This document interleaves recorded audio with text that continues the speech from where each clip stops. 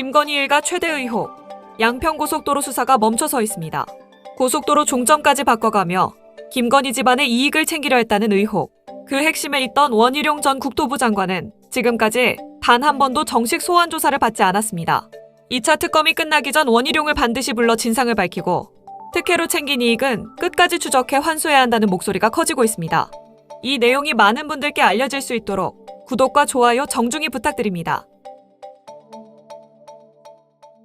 권창형 종합특검팀이 원희룡 전 국토교통부 장관을 형사입건했습니다. 윤석열 정부 당시 서울 양평고속도로 종점 변경이 논란이 되자 해당 사업을 갑자기 백지화시켜 직권을 남용한 혐의입니다. 특검팀은 7월 3일 출석 조사를 요구했습니다. 하지만 원 전 장관은 출석 요구서를 받을 장소에 문이 닫혀 있어 서류 전달이 안 된 패문부재 상태이고 특검팀의 전화와 문자도 받지 않는 것으로 전해졌습니다. 특검팀은 이에 따라 출석 요구서를 추가로 보냈고 원 전 장관이 응하지 않으면 체포영장 청구도 검토할 것으로 보입니다.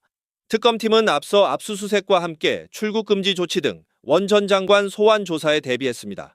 윤석열 정부의 서울 양평고속도로 노선 변경 의혹과 관련해 당시 국토교통부가 원희룡 장관의 백지화 선언이 법 위반 소지가 있다고 자문받은 것으로 나타났습니다. 이 양평고속도로 관련된 이야기를 꺼냈습니다. 그런데 뭐 이게 충분히 이해가 돼요. 무슨 지난 정부에 어떤 일이 있었던가 그 지역에 계신 분들의 불편은 우리가 지금 이루 말할 수가 없는 것이고 뭐 주말에 두물머리 쪽으로 운전을 해보신 분들은 알겠지만 굉장히 고통스럽습니다. 거기 그 정체되는 구간을 지날 때는. 그리고 지역에 계신 분들은 주말이 되면 뭐 교회에 어떻게 병원을 가야 된다든지 뭐 이런 일이 있는 걸 아예 안 하신다 그래요. 그 정도로 교통 상황이 좋지 않다라는 것은 다 인지가 되고 그래서 사업을 재개한다 그랬는데 여기에 원희룡 전 국토부 장관이 발언을 얹었어요. 일단은 환영한다라는 입장을 냈고요. 오히려 지금 이 사업이 이렇게 지연된 것이 민주당 탓이다. 아이고요. 라는 취지의 발언을 했는데 그랬더니 이제 민주당의 경기도지사 후보들 일제히 유체이탈이냐 유체이탈 화법이다. 이렇게 반발하고 있는 상태입니다. 아시다시피 2차 종합특검에서는 원희룡 전 장관을 출국금지 시켜놓은 상태고 수사 대상에 올라 있죠. 원희룡 전 장관의 발언 어떻게 평가하십니까? 고속도로 안 휘게 안 하고 그냥 원한 대로 했으면 지금 완공됐을 거 아니에요. 안 그런가요? 그래 놓고서는 이게 논란이 되니까 이상하게 휘어놓고 원희룡 장관이 뭐 무슨 사업 중단 이런 식으로 해놓고 지금까지 질질 끌어온 거 아니겠습니까? 수사나 받아야 되실 분이 거의 지금 와가지고서는 또 이제 초조하니까 이런 말을 막 던지는 것 같은데 그냥 뭐 본인의 미래나 박상용 검사의 미래나 비슷하지 않을까 저는 보고 있습니다. 뭐 본인이 이제 환영한다라고 얘기를 했지만 이제 받아들이는 국민들 입장에서는 완전히 not welcome이고요. 이게 뭐 모든 가능성을 열어두고 노선을 재검토하겠다라는 현 정부의 발표가 자신의 입장과 같다? 과연 그랬나요? 몇 년 전만 되돌아보더라도 이게 2023년 7월부터 끊임없이 논란이 됐고 이미 특검의 수사 과정 중에 드러났던 것은 윤석열 인수위 때도 이미 이 고속도로 게이트는 예정이 돼 있었던 상황이었는데 객관적인 노선 검증을 통해서 사업을 추진하자라는 자신의 제안과 예산 배정을 민주당이 왜 거부를 했겠습니까? 국민적인 의심이 있었던 거잖아요. 김건희 일가 쪽에 이 종점을 휘게 만들어서 결국 경제적 이익이나 막대한 이득을 그들이 취하고자 정부가 움직였던 거 아니겠습니까? 게다가 그 천명이 원희룡 전 장관이었잖아요. 국민들 다 기억하고 있는데 이거에 대해서 유체이탈 화법으로 임하고 있다라는 게 저는 굉장히 한심스럽다는 생각이 들고 아니 원희룡 전 장관은 본인이 사업 중단을 선언해버렸잖아요. 여러분 박제돼 있습니다. 영상이. 아 그럼요. 전면 백지화하겠습니다라고 원희룡이 호기롭게 이야기하고 심지어 그 뒤에 이제 의원들이 서 있어요. 그분들도 예측하지 못했는지 라고 논란 장면들이 그 장면이 나옵니다. 있죠. 예. 근데 그 전에는 무엇이냐? 그러니까 저희가 제가 또 양평고속도로 최초로 저희가 또 뭐 이게 문제 제기를 했던 민생경제연구소에서 땅도 찾아냈고 해서 저희 이 전문가인데 실제로 저희가 이 부분에 대해서 노선이 휜 부분에 대해서 이야기하니까 저희를 마치 음모설의 배우처럼 이야기를 했었습니다. 맞아 기억나요. 당시에 안진걸 소장이 굉장히 고통스러워했었죠. 그래서 저희가 땅 찾아다니고 막 이랬어요. 양평에 막 10대 번 갔었습니다. 그랬는데 원희룡이 전면 백지화하겠습니다라고 하기 전에 어딘가에 전화를 받으러 나갑니다. 회의 도중에. 맞아요. 그런데 장관이 회의를 하고 있는데 전화를 받으러 나간다. 그럼 그보다 높은 사람이 전화했을 확률이 높죠. 예. 그럼 장관보다 높은 사람은 누굽니까? 한덕수가 했겠어요. 그렇죠. 몇 명 없어요. 그럼 하나밖에 자, 없습니다. 한덕수, 윤석열, 그다음에 또 하나의 여성이 나오죠. 예. 이 셋 말고는 저희가 답이 없지 않겠어요? 그 장관의 회의를 멈춰서 전화를 받을 수 있는 사람. 게다가 백지화를 이게 잘못 읽어요. 또 쪽지를 갖고 와가지고 노란 쪽지를 갖고 와서 전면 백지화를 하라고 선언합니다. 이렇게 해요. 예, 그러니까 누군가 백지화 하라고 시켰음을 본인이 스스로 증빙해요. 그러니까 그 장면이 그대로 남아 있습니다. 그대로 남아 예. 있습니다. 그러니까 제가 원희룡 장관에게 물어보고 싶은 것, 누가 시켰냐? 누가 시켜서 너라고 해서 죄송합니다. 당신은 이 백지화를 선언했고 왜 이 고속도로를 휘게했냐라고 제가 질문을 드리고 싶고, 이게 갑자기 나온 노선이 아니라요. 이 KDI에서 2년가량 조사를 합니다. 그래서 실제로 정성적 평가가 반영이 됐기 때문에 이 고속도로 노선이 그렇게 갔던 거거든요. 그렇죠. 이 2년간의 KDI를 뒤바뀔 만한 그런 노선이 아니었어요. 나머지 안들이 1안 4만 2달 만에 그것도 만들어진 거거든요. 그리고 실제로 길이가 더 길어지고 공사 기간도 길어지고 비용도 더 많이 책정이 되는데 그 안을 책정한 이유는 하나밖에 없는 거예요. 거기에 김건희의 일가의 땅이 무자비로 있다는 것. 그거 말고는 해석이 안 됐던 영역이었는데 그걸 문제 제기하니까 본인이 백지화 선언해서 그것 때문에 중단이 된 겁니다. 그런데 그 중단 때문에 지금 양평에 있는 주민들은 너무 고통스럽거든요. 그렇죠. 그 고통의 시간이 계속 길어지고 있기 때문에 대통령께서 특별 지시를 한 거다라고 생각 들고 원희룡 장관은 빨리 수사 받으십시오. 이게 2022년 3월에 대통령직 인수위원회 관계자가 이 양평고속도로 종점을 김건희 일가 땅 쪽으로 변경하라고 지시했다라고 이미 그 공소사실에 적혀 있고, 국토부 관계자들도 이미 실제 타당성 그 조사 과정에서 강상명 노선이 최저간이라는 결론이 나오도록 용역사 쪽에 압력을 행사를 했다라는 게 이미 특검의 수사 내용이거든요. 이거 관련해가지고는 1차 특검에서 어느 정도 사실관계가 다 정리가 돼 있어요. 이제 윗선 수사를 향하고 있다 보니까 윗선 수사의 수사 대상인 피의자들이 이런 식으로 발언을 한다라는 게 좀 가관이죠. 장관님, 솔직히 도시개발 사업 추진 과정 잘 모르시죠? 도시개발요? 네. 저는 장관님이 대장동 1타 강사도 하시고 이번에 양평 1타 강사로도 나서셔가지고 무슨 해박한 지식이 있으신 줄 알았는데 오전에 답변하시는 내용 쭉 듣다 보니까 기본적인 개발 과정도 잘 모르시는 것 같아요. 오전에 박정아 의원께서 이런 슬라이드 보여주셨어요. 제가 똑같이 만들어봤습니다. 이 고속도로 분기점, 양평 분기점 근처에 김건희 여사 일가 땅이 이렇게 점점이 있는데 전부 수변구역 안에 있고 보전관리지역, 계획관리지역 안에 있어서 개발이 안 된다. 그래서 이 질문 답변을 제가 타이핑을 쳐봤는데 다음 슬라이드 보여주시면, 그래서 건폐율은 20%고 용적률 80% 이하고 단독주택도 짓기 어려운 땅이고 수변구역이라서 더 안 된다. 그래서 고속도로가 근처에 난다고 하더라도 개발 자체가 불가능하기 때문에 특혜 의혹이 있을 수가 없다. 그러니까 장관님이 요 바로 밑에 답변을 이렇게 하세요. 맞다. 수변구역이라서 개발 금지돼 있다. 용도 변경도 불가능하고 법을 바꾸지 않는 한 금지된 곳이기 때문에 개발될 우려 자체가 없다. 이렇게 오전에 답변하신 거 맞죠? 네, 맞습니다. 네. 이거 맞는 말입니까? 일타 강사 장관님? 한강수계법 5조 여기 보면요. 개발 행위를 유발하거나 등등 용도지역 지구 등을 수변구역에 새로 지정하거나 변경할 수 없다라고 해서 새로 지정 또는 변경할 수 없도록 법에 이렇게 돼 있습니다. 장관님, 수변구역은 도시개발 사업이 전혀 안 됩니까? 예를 들면 아파트 개발 불가능합니까? 법을 안 바꾸면? 오전에 그렇게 답변하셨거든요. 구체적인 용도 구역에 따라서 아파트를 지을 수 있는지 없는지가 달라지지 않습니까? 이쪽은 보시면 아시겠지만 고속도로가 지르는 산입니다. 거기에 창고를 지을 수 있는 데도 있고 없는 데도 있고요. 그래서 그거는 개별 용지에 따라서 용도가 달라지는 거죠. 그러면은 용지에 일률적으로 따라서 아파트가 달라진다고 된다 안 말씀을 된다. 하셨어야죠. 네? 아까 수변구역이고 보전구역이어서 개발이 법을 안 바꾸면 불가능하기 때문에 특혜 의혹은 있을 수 없다. 합리적으로 우리 토론하자 말씀하셨잖아요. 축약해서 말씀드린 겁니다. 불가능한 거는 아니죠.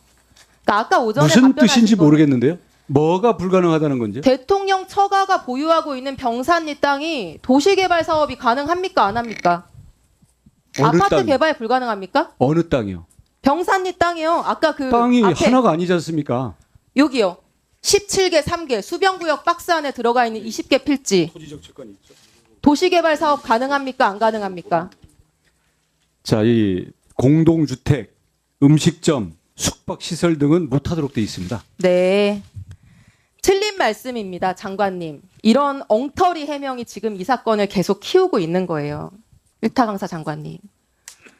사면 보여주시죠. 수변계 구역이 뭐 해제가 불가능하다? 법을 안 바꾸면 왜 불가능합니까? 많은 해제 사유가 있습니다. 한강수계법 제4조 2항. 예를 들어서 하나만 예를 들어 드릴게요. 5호에 주거형 지구단위 계획으로 지정이 되면 수변구역 해제됩니다. 건폐율, 용적률도 완화 가능하고요. 아파트 개발도 가능합니다. 이거 입안권자가 양평 군수입니다. 국토계획법 보시면 주민 입안 제한도 가능합니다. 이런 얘기 처음 들어보시죠? 넘어가 주세요. 관리지역이니까 안 된다? 관리지역은 국토계획법상 보전과 개발 함께 할 수 있는 지역입니다. 보전관리구역도 관리구역이고요. 3만 제곱미터 미만 관리지역은 양평군 도시계획 조례로 개발 가능합니다. 국토계획법 시행령 55조에 나와 있습니다. 이런 거 처음 들어보세요? 이 법문은 처음 봅니다. 사례로 얘기해 볼까요? 넘겨주시죠. 대통령 처가 땅보다 훨씬 한강에 붙어 있는 현대 성우 3차 아파트라고 하는 개발 지역이 있습니다. 개발 완료된 곳인데요. 여기 보이세요? 국토부가 제공하는 토지이용계획 확인원의 수변구역이라고 되어 있습니다. 그리고 지금 개발 중인 그 바로 옆에 병산 2지구는 수질보전 특별대책지역인데 지금 한강하고 더 가까워도 아파트로 개발 중이에요. 어떻게? 양평군이 허가해줘서. 어딘지 보실래요? 넘겨주세요. 의원님, 이런 곳들이에요. 들어보세요. 혹시 현장 가 보셨나요? 예, 들어보세요. 한강하고 훨씬 가까운데도 이 박스 안에서 다 개발이 되고 있고 막대한 개발 이익을 남기고 있다. 넘어가서 자 그러면 지금은 들어보세요. 남한 제 강변 질의 땅을 시간입니다. 얘기하고 계시고 지금 산에 있는 위원장님 땅을 얘기하고 멈춰주세요. 있잖아요. 시간 멈춰 주십시오. 시간이 잘 안 답하는 멈춰지니까. 장관의 시간을 답변을 제지해 멈춥니까? 주십시오. 잠깐만요. 장관의 네. 답변을 제지해 주십시오. 저의 질의 시간입니다. 예, 그럼 질의하시고 장관님 잠시만 저는 답변 미리 했습니다. 예. 1분 더 주셔야 됩니다. 그리고 대통령이 항상 미안해한다고 하는 대통령한테 허가 잘 내줬다고 그렇게 홍보하고 다니는 국민의힘 김성교 군수. 이 수변구역 얼마나 해제 열심히 해왔는지 아십니까? 실제로 해제가 많이 되기도 합니다. 양평군이 열심히 해가지고요. 근데 이런 개발을 물론 아무나 할 수 있는 거는 아니에요. 아주 유능한 부동산 개발업자들만 공무원들 꼬셔서 이렇게 인허가 받고 개발할 수 있는 겁니다. 대표적인 분이 누군지 아세요? 넘겨주세요. 바로 윤석열 대통령의 장모 최은순 씨입니다. 이 유명한 이사 잘 아시죠? 개발이익 남기고도 개발 부담금 빵원 내려고 했다가 지금 문제가 된 바로 그 공흥지구가 대표적인 사례입니다. 여기는 심지어 팔당대청호 수질보전 특별대책지역 1권역 안에 들어가는 땅이에요. 정말 개발이 어려운 땅이죠. 근데 여기 아파트 지어서 100억 원인가요? 개발이익 남겼잖아요. 다른 사람은 몰라도 최운순 씨는 이 병산리 땅을 수변구역이든 보전관리지역이든 능히 개발할 수 있었을 것이다. 저는 확신합니다. 왜냐하면 사례가 있기 때문에. 김건희 특검에서 양평군청을 압수수색을 했습니다. 양평고속도로 종점 변경, 이거 뭐 말이 많았죠. 그래서 양평군청을 비롯해서 10곳에 압수수색을 실시하고 있다라고 하는데 김건희 특검이 지금 조사하고 있는 게 16개 정도 되잖아요. 사실 양평까지 언제 가나 워낙 이 앞단에 쌓여있는 사건들이 많아서 그랬는데 오늘 들어가서 이거 어떻게 봐야 됩니까? 아니 뭐 예견된 거였고 예. 제일 제가 흥미롭고 반갑게 봤던 소식은 압수수색 영장에 원희룡 장관이 피의자로 적시돼 있다. 이제 원희룡 장관은 곧 예. 꼬린된다. 예. 이게 지금 이제 아주 바라던 바고요. 예. 조사가 진작 이루어져야 될 것들이었는데 아마 김건희 특검에서는 그렇게 생각할 거예요. 이제 지금 가지수가 너무 많고 그렇죠. 여러 가지를 동시에 추진해야 되는데 인지 사건은 계속 늘어나고 있어서 네. 특검이 연장이 되거나 다시 재출범하는 건 전 기정사실이라고 봐요. 특히 김건희 특검에 한해서는. 네. 그러면 이 특검에서 마무리할 것이 무엇이고 예. 좀 연장하거나 뒤에 미룰 것이 무엇인가를 지금 교통정리를 해야 될 것 같은데 네. 양평은 못 미룰 것 같아요. 못 미룰 것이다. 양평은 못 미룰 수밖에 없는 것이 이유는? 워낙 오래된 사건이고 예. 인지 사건이 아니기 때문에 네. 이건 예전부터 제기되어 왔던 문제이고 그리고 사실은 심플해요. 굉장히 이 사건이 복잡한 것 같아도 네. 결국에는 고속도로를 휘게 만든 그 용역 보고서를 외압에 의해서 그렇게 한 건지 아니면 민간 조사 회사가 네. 자기 스스로 자율적으로 한 건지 요것만 밝히면 끝인데 네. 압력을 했다면 그 주체가 국토부 장관이냐 네. 국토부 장관은 김건희하고 커넥션이 있었냐 네. 요것만 밝히면 되는 거거든요. 어떻게 보면 최혜병 특검하고 거의 엇비슷해요. 외압은 있었던 건 확실한데 네. 그 외압을 했는 주체가 누군지만 밝히면 끝나는 거라서 그 중간 다리에 있는 공무원들 그다음에 연결고리들 양평구청 공무원들 몇 명만 혼내면 예. 금방 나온다. 그래서 요거는 급물살을 탈 겁니다. 그 말씀하셨다시피 원희룡 국토부 장관은 어떻게 나올까요? 이제 대응을 어떻게 할 거라고 보십니까?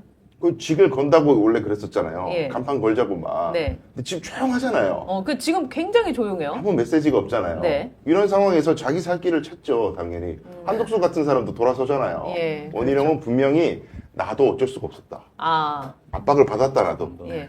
제가 그렇게 봤을 나왔고요. 때는 네. 원희룡 전 장관은 지금 이제 조용해 보이지만 오마카세 이거 한참 먹고 다닐 겁니다. 아, 그래요? 아니, 왜 그런 얘기, 아니, 네. 그러니까 뭐 이 사람들이 뭔가 반성과 성찰이 없는 인간들이기 때문에. 그냥 권성동 골프치기로 그럼요. 다니는 것처럼. 오마카세에 네. 산의 진미 다 먹고 다닐 거고. 제가 봤을 땐 오늘 양평군청 외 10군데를 네. 압수수색했는데 굉장히 통쾌하더라고요. 여기 보면은 그 양평군청에서 예. 거짓말을 일삼던 안모 국장, 네네. 안모 전 국장의 주거지와 핸드폰, 예. 그리고 뭐 도로공사, 그냥 이 군청만 하는 게 아니라 관계자들의 주거지와 핸드폰, 그 다음에 뭐 도로공사, 뭐 주고받은 서류 싹 다 지금 압수수색을 하고 있는데 압수수색을 하려면 법원에서 압수수색 영장이 발급된 거죠. 예. 이런 광범위한 시설에 대한 압수수색 영장이 발부됐다.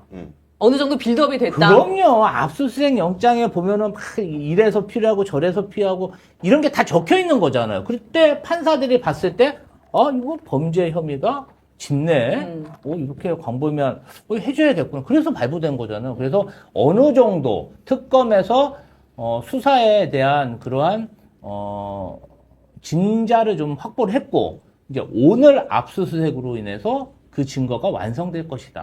근데 제가 봤을 때는 양평 고속도로 사실 좀 답답했어요. 예. 지난 3년 동안 진짜 이게 바이든 날리면이잖아요. 우리가 봤을 때는 해 먹었는데 자기들끼리 안 해 아니라고 먹었다. 하고. 그러니까 막 3년 동안 국민들이 답답했는데 이제야 이제 진상이 왜 고속도로가 휠수뿐이 없었나? 이거 사실은 굉장히 악질적인 범죄잖아요. 아니, 어떻게 정권 잡고 나서 비리도 아니고 그쵸. 인수위 인수위 때부터 시절에. 해먹을 결심을 네. 하고 이런 일이 있을 수가 있어요. 저는 그러니까 이제 명명백백히 괘씸죄 둬야 됩니다. 인수위. 그리고 사실은 요새 공무원들이요 다 그런 걸 기록하고 이메일로 다 남겨놓습니다. 맞아. 다 남겨놔요. 다 녹음하고 아마도 압수수색 네. 할 때는 여태까지 기다렸다. 저는 그렇게 생각합니다. 공무원을 그러면은 다 불 것 같습니까? 바로 보는 게 아니라 여기 있습니다. 이미 제출. 여기 있습니다. 다 제출하는 거죠. 나 진짜 하고 싶지 않았는데 위에서 지시해서 어쩔 수 없이 어쩔 수 없이. 다 나오는 거죠. 시간 문제다. 아니 우리 김성훈, 강일구, 예. 김태효 다 불지 않은 그때 아니 한덕수도 뭐 줄줄 불고 아니 있는데. 김태효는 사실은 그렇게까지 얘기 안 해도 돼. 예. 기억 안 난다고 해도 되는데 그때 화를 내서 제가 좀 이상하게 생각했습니다. 정상인인 척. 아니, 나는 좀 그거 보면서 아니 좀 기억 좀 안 나지. 너무하네. 네가 뭐 이렇게 안 해도 어차피 들어가는데 너무하더라고. 혹시 자기한테 틀까봐. 야. 근데 저는 냉정합니다. 이제 여기서 제일 중요한 사람이 원희룡 장관도 있지만 네. 김성교 의원이 가장 똥줄이 탈 것이다. 예. 왜냐하면 이분이 여주지청장을 했어요. 예. 그 윤석열이.